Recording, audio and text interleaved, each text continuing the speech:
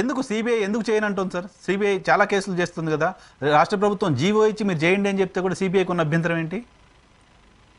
అది పోలీసులు అది అది అది ప్రభుత్వం అడగాలి సార్. నేనేం అడుగుతాను? సిబిఐకి ఉన్న అభ్యంతరం ఏంటో నేను ఎలా చెప్పగలుగుతాను అంటున్నా. సిబిఐకి ఒక ముఖ్యమంత్రి, ఒక మాజీ, ఒక ఉప ముఖ్యమంత్రి చెబితే కూడా సిబిఐ నేను చేయనంది అంటే ముఖ్యమంత్రిలో ఉప ముఖ్యమంత్రి యొక్క ఎఫర్ట్ ని శంకించాలా? లేకపోతే సిబిఐ చేయనంటుంది అంటే సిబిఐకి అంత అద్భుతమైనటువంటి ఇండిపెండెన్స్ ఉందని భావించాలా?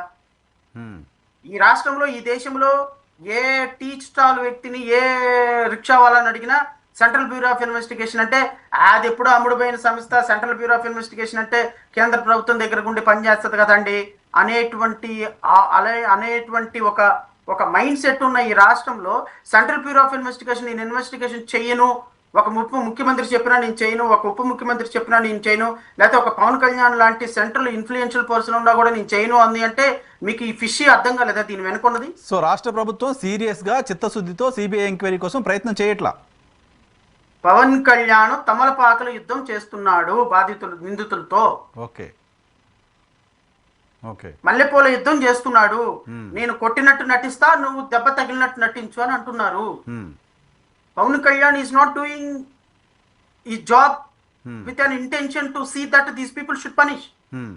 పవన్ కళ్యాణ్ ఇంకో మాట చెప్తున్నాడు, సుగాలి ప్రీతి పేరెంట్స్ ఎవరైతే వాళ్ళని ఇన్ని రోజులు సపోర్ట్ చేస్తూ వచ్చామో, ఎవరైతే వాళ్ళ బాధలు వింటూ వచ్చామో, ఎవరైతే వాళ్ళ ఇష్యూని హైలైట్ చేస్తూ వచ్చామో మనపైనే రాళ్ళేస్తున్నారు, కాయలిస్తున్న చెట్టుకే రాళ్ళేస్తున్నారు, వైసీపీ ట్రాప్లో పడిపోయారు వాళ్ళు అని చెప్తున్నారు. ఆయన ట్రాప్ కనిపిస్తోందా మీకు? వైఎస్ఆర్ కాంగ్రెస్ పార్టీ ఇంకెవరో ట్రాప్ చేసినట్టు కనపడుతుందా?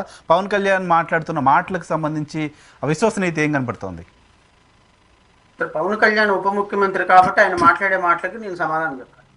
నేనే కాదు, ఎవరైనా విశ్లేషణ చేయాలి. ఆయన ఉప ముఖ్యమంత్రి కాకపోతే, ఆయన సింపుల్ పవన్ కళ్యాణ్ అయితే రోడ్డు పక్కన ఉన్న ముస్లిం కూడా ఆయన మాటలకు సమాధానం చెప్పారు. ఇదే ఎనీ లాజిక్ అండి? Is there any logic? అరే గొడవ పెట్టింది నువ్వు, రంకెలేసింది నువ్వు, ఆ ఇష్యూని తీసుకొని నేనే ముఖ్యమంత్రిని, ఉప ముఖ్యమంత్రి అయితే ఫస్ట్ కేసు కింద నేను ఆ కేసుని ఫస్ట్ కేసు కింద తీసుకొచ్చి చూపిస్తానని చెప్పింది మీరు. నేను ఇంకొక వీడియో పంపిస్తాను. మన ప్రభుత్వం వచ్చిన తర్వాత ఫస్ట్ కేసు కింద చేసేది సుగాలి ప్రీతి కేసునే అని కొన్ని వేల మందిలో ఇన్సూరెన్స్ ఇచ్చిన వీడియో పంపిస్తా, అది కూడా ప్లే చేయండి. ఇది తీసుకుంది మీరు, నేను కాదు కదా తీసుకున్నది. ఈ కేసుని తీసుకుంది మీరు. ఉప ముఖ్యమంత్రి అయితేనో ప్రభుత్వంలోకి వస్తే చేస్తానంది మీరు చెయ్యను, మీరు పట్టించుకోనప్పుడు 15 సంవత్సరాలు షీ హాస్ వెయిటెడ్ పేషియంట్లీ, 15 నెలలు మీ జనసేన పార్టీ కార్యాలయం ముందు కొన్ని పదుల సార్లు ఆవిడ మీ అపాయింట్మెంట్ కోసం వెయిట్ చేసి తిరిగి ఆవిడ ఓపికలకి ఈ రోజు 15 నెలల తర్వాత మీడియా ముందుకు వచ్చింది. మీరు అది గమనించలా? ఇప్పుడు పవన్ కళ్యాణ్కి ఏదో ఈ రోజు వచ్చి రేపు చేయమని చెప్పలా, 15 నెలల పాటు ఒక చిన్న హోప్ ఇవ్వండి సార్ వాళ్ళకి. అంతే కదా, అదే అపాయింట్మెంట్ ఇవ్వట్లా, హోప్ విషయం వదిలేసేయండి. ఆమె కనీసం అపాయింట్మెంట్ కూడా దొరకట్లేదని చెప్తోంది. ఎందుకు కేసులు సిబిఐకి హ్యాండ్ ఓవర్ చేయండి. అమ్మా సిబిఐకి హ్యాండ్ ఓవర్ చేయించాను నేను, ఇదిగో కొంత జరిగింది, ఖచ్చితంగా మీకు కొన్ని రోజుల్లో, 1 నెల 2 నెలల్లో ఇన్వెస్టిగేషన్ చేయిస్తా, ఖచ్చితంగా నిందితులకు శిక్ష పడేటట్టు చేస్తా. ఇదిగో ఇప్పుడు నేను వచ్చిన తర్వాత సిబిఐకి వెళ్ళింది, 1 సంవత్సరం 6 నెలలు ఆగండి, దీని మీద ప్రోగ్రెస్ ఏందో చూద్దామని కొద్దిగా హోప్ ఇవ్వండి. మీరే ఆధారాలు లేవు, ఇంకెవడేం చేస్తాడు? నేను ఇన్వెస్టిగేషన్ చేస్తానా? మీరు దాంట్లో ట్రాప్ లో పడ్డారు, మీకు 10 కోట్లు ఇచ్చాము సరిపోలేదా? మీరు వైసీపీ ట్రాప్ లో పడ్డారు అంటే ఈ రోజు వాళ్ళ అధికార ప్రతినిధి మాట్లాడతాడు, ఆ వీడియో కూడా పంపిస్తాను. రాష్ట్ర అధికార ప్రతినిధి మాట్లాడతాడు, అతను న్యాయవాదే. పనికిమాలిన నా కొడుకులందరూ సపోర్ట్ చేస్తున్నారు, ఈ నా కొడుకులందరిని ముందు పెట్టుకొని ఆవిడొచ్చి ఈ రోజు మాట్లాడుతుందని అధికారికంగా మహా టీవీ ఇంటర్వ్యూలో మాట్లాడుతుంది. Who is that gentlemen? Gade Venkateswarlu అని.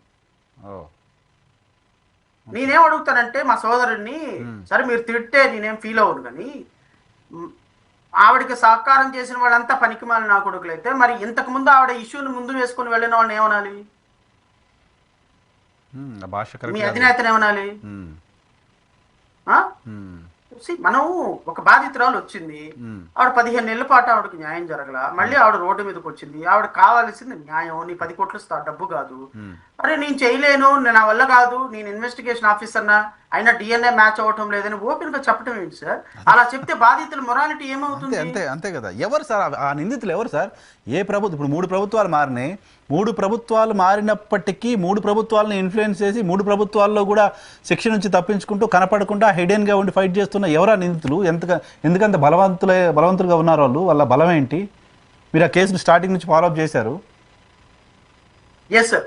వీళ్ళు నిందితులు ముగ్గురు కూడా కట్టమంచి రామలింగారెడ్డి కాలేజీ యాజమాన్యానికి సంబంధించినటువంటి ముగ్గురు వ్యక్తులు సార్. వీళ్ళ ముగ్గురు కూడా ఇద్దరు ఆ Kattamanchi Ramalingareddy group of companies కి ఇద్దరు కొడుకులు, తండ్రి, ముగ్గురు.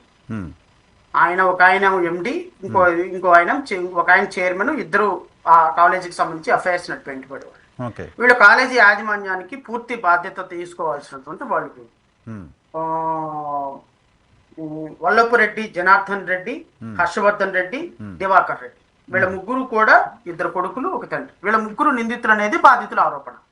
పోలీసులు కూడా కన్ఫర్మ్ చేసి వాళ్ళ ముగ్గురు మీద ఛార్జ్ షీట్ ఫైల్ చేశారు.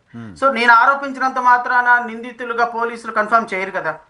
సో పోలీసులకు ప్రాథమికమైనటువంటి సమాచారం ఉన్న తర్వాత వాళ్ళ మీద ఛార్జ్ షీట్ ఫైల్ చేశారు. సో ఛార్జ్ షీట్ ఫైల్ చేశారు కాబట్టి యాజ్ ఆన్ టుడే వాళ్ళ ముగ్గురు నిందితులు అనుకోవాలి. సో వీళ్ళ ముగ్గురు మీద కేసు ఫైల్ చేసిన తర్వాత వీళ్ళ ముగ్గురు డిఎన్ఏతో మ్యాచ్ అవ్వటం లేదని ఈ రోజు చెబితే ఈ కేసు ఫేట్ రేపు 1 సంవత్సరం తర్వాత 2 సంవత్సరాల తర్వాత ఈ కేసు 100% కొట్టేస్తారు. అదే ప్రభుత్వమే, ఉప ముఖ్యమంత్రి బయటకు వచ్చి ఏం లేవు, ఎవరు తేలట్లేదు, మ్యాచ్ అవ్వట్లేదు అనే మాట మాట్లాడడం అనేది ఇండికేషన్ కదా, కేసులో ఏం లేదు, కొట్టేయబోతున్నారని చెప్పడానికి. మరి ఈ కేసు ఫేట్ ఏంటో చెప్పండి మీరే, సీనియర్ జర్నలిస్ట్ గా. ఎక్కడికి వెళ్ళాలి ఈ కేసు? ఎవరు పట్టుకోవాలి కేసు డైరెక్షన్ ని ప్రభుత్వం డిక్టేట్ చేస్తోంది. కేసు డైరెక్షన్ ఏంటో ప్రభుత్వం చెప్తుంది. నిజానికి ఛార్జ్ షీట్ లో వాళ్ళు నిందితులని పోలీసులు చెప్పినప్పుడు వాళ్ళు నిందితులుగా ప్రూవ్ చేయాల్సిన బాధ్యత పోలీసులదే కదా సార్. జరిగింది ఏందో చెప్తాను సార్. 2017లో ఇష్యూ జరిగిన తర్వాత అప్పుడు తెలుగుదేశంలో ఉన్నారు. 2018లో తెలుగుదేశం పార్టీ చంద్రబాబు నాయుడుతో కుమ్మక్కైపోయినారు. వీళ్ళు చాలా బలమైనటువంటి నాయకులు, కొన్ని 100 కోట్ల రూపాయలు ఉన్నటువంటి వాళ్ళు. వీళ్ళు కుమ్మక్క అయిపోయిన తర్వాత somehow and other way the government colluded with the accused. Investigation complete గా కాంప్రమైజ్ అయిపోయింది. సో ఇన్వెస్టిగేషన్ ఎలా కాంప్రమైజ్ అయిపోయింది ఏంటి అనేది నా దగ్గర పీస్ మెయిల్ ఇన్ఫర్మేషన్ ఉంది. ఏ విధంగా స్పర్మ్ రిపోర్ట్ ని మార్చేశారు, ఏ విధంగా FSL రిపోర్ట్ ని, DNA రిపోర్ట్ ని మార్చేశారు, ఏ విధంగా పర్పస్ఫుల్ గా కావాలని కింద కోర్టులో డిస్మిస్ చేయించుకొని దాని మీద హైకోర్టుకి వెళ్లకుండా ఆఫ్ చేశారు. ఇది పోలీసులు ఏ విధంగా అప్పుడున్నటువంటి DSP కుమ్మక్క అయిపోయినాడు అనే దగ్గర నా దగ్గర పూర్తి సమాచారం ఉంది. Because we have inserted everything in our writ petition.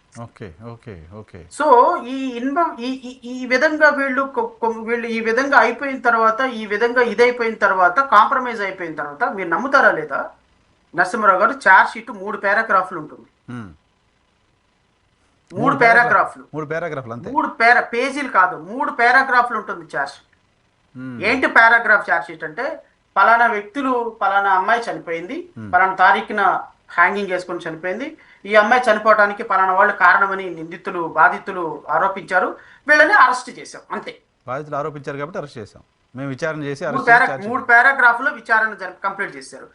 ఈ కేసు ఇలా చూడగానే రేపొద్దున ఇలా ఫస్ట్ పేజీ చూడగానే కొట్టేస్తారు, అంతే కదా. ఏముంది దాంట్లో? కొట్టేయకపోతే నా క్రేవింగ్ అది. రేపొద్దున ఈ కేసు విచారణకు వస్తే కొట్టేస్తారు, విచారణ మళ్ళీ చేయాలి అనేది నా క్రేవింగ్. హైకోర్టులో ఫర్దర్ ఇన్వెస్టిగేషన్ చేయాలి. బికాస్ ఛార్జ్ షీట్ ఫైల్ చేసి కోర్టు కాగ్నిజెన్స్ తీసుకున్న తర్వాత ఇంకా where is the question of going ahead with the trial.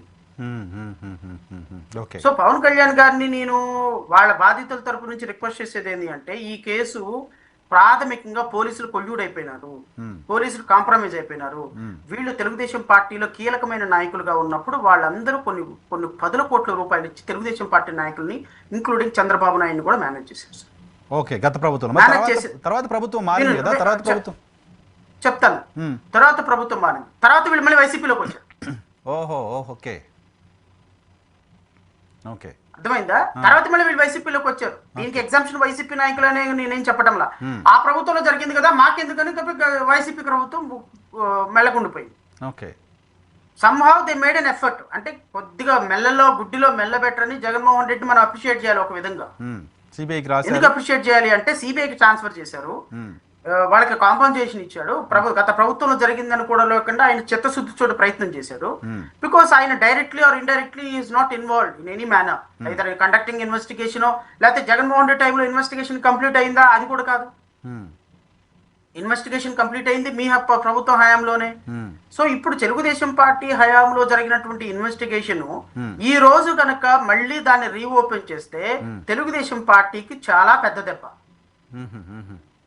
అందుకోసమనే పవన్ కళ్యాణ్ గారు పర్పస్ఫుల్ గా ఇంటెన్షనల్